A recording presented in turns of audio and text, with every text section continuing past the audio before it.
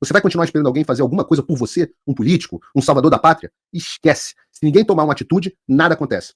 Eu tô fazendo a minha parte. Eu parei a minha vida por isso. Então acessa www.paulofigueiredoshow.com/apoie e com $5 por mês você pode fazer parte disso. O que vai definir o futuro é quem faz e não quem reclama. A escolha é sua.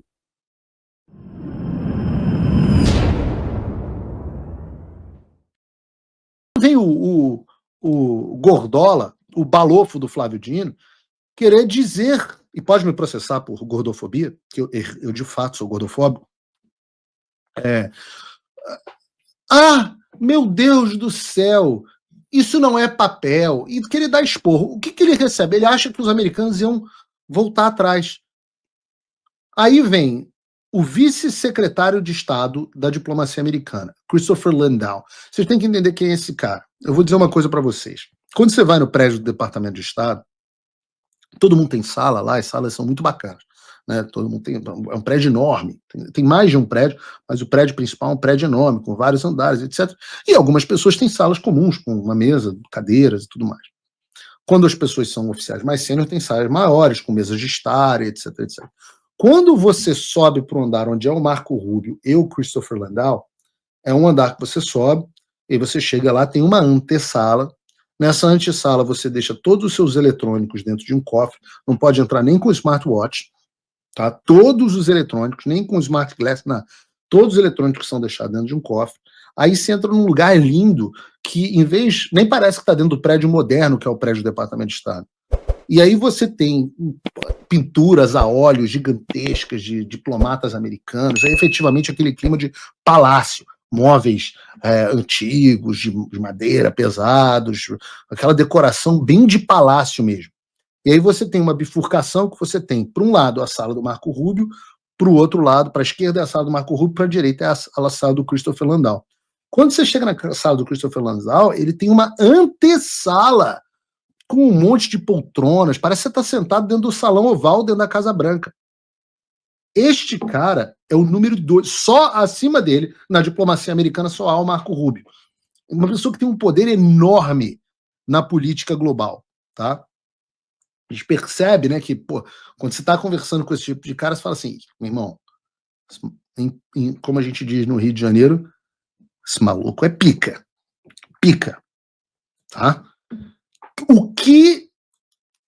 Então você tem, estava tendo lá, acho que foi o Darren Beattie, o Senior Policy, de Public Policy do Departamento de Estado, tinha publicado nota, a embaixada tinha republicado, aí o Dino resolve dar um esporrinho público e resolvem chamar um encarregado de negócio.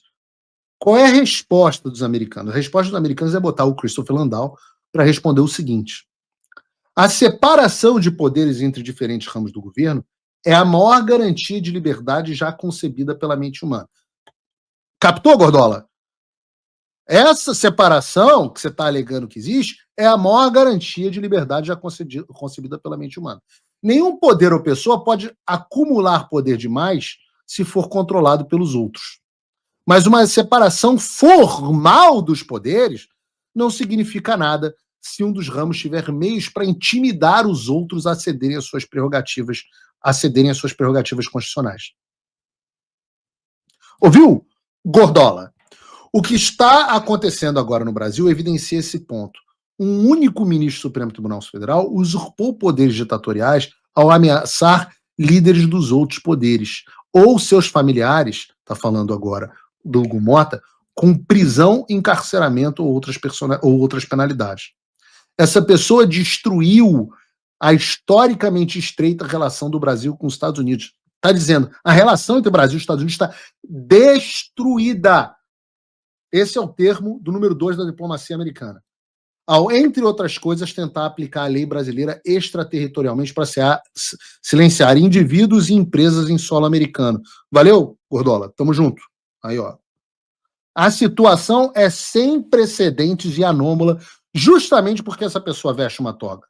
Enquanto sempre podemos negociar com líderes do executivo ou do legislativo de um país, não há como negociar com um juiz que deve manter a aparência de que todas as suas ações são ditadas pela lei. Assim, nos encontramos em um beco sem saída, onde o usurpador se reveste do manto de Estado de Direito e os outros poderes insistem que estão impotentes em agir. Se alguém puder pensar em um precedente na história americana em que o único juiz não eleito tenha assumido o controle do destino de sua nação, por favor, informe. Queremos retomar nossa amizade histórica com a grande nação do Brasil. Que porrada. E essa é a convicção do governo dos Estados Unidos da América. Muita gente não entendeu, eu estou explicando aqui para vocês, que muita gente não entendeu a nota dentro desse contexto. E eu estou dizendo a vocês que esta nota é uma... Deveria ter o título, deveria ser assim: nota em resposta ao Gordola. E o Christopher Landau sabe muito de Brasil. Sabe muito, fala português, inclusive. É absolutamente impressionante. Dá para dizer que essa é a convicção do governo dos Estados Unidos da América. Que o ministro da Suprema Corte tomou para si poderes ditatoriais. E que, portanto, há sim que se monitorar as decisões da Suprema Corte. Porque o Brasil está, nas palavras dele, num beco sem saída. Obviamente, a única saída deste beco envolve o pseudo-juiz Alexandre de Moraes. Com posicionamentos assim, a elite brasileira, o establishment, os poderosos, esses caras vão caindo na real de quem é o real problema nessa história.